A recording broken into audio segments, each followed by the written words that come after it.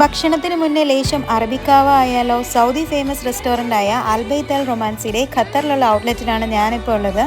They are serving wide varieties of Arabic cuisine. ഇതാണ് ഇവരുടെ special Yemeni ഖുബൂസ്. അടുത്തതായിട്ട് ക്യാമൽ മദ്ഹൂത്ത് ഹാഷിയാണ് നമ്മൾ ട്രൈ ചെയ്തത്. ഇത് ഇവരുടെ ഒരു ന്യൂ ലോഞ്ച് ആണ്. ഖത്തറിലുള്ളവർ അറബിക് ഫുഡ് കഴിക്കാൻ പ്ലാൻ ചെയ്യുന്നുണ്ടെങ്കിൽ സൗദി ഫേമസ് ആയിട്ടുള്ള അൽബൈത്ത് അൽ റൊമാൻസി ഒരു ബെസ്റ്റ് ഓപ്ഷൻ തന്നെയായിരിക്കും.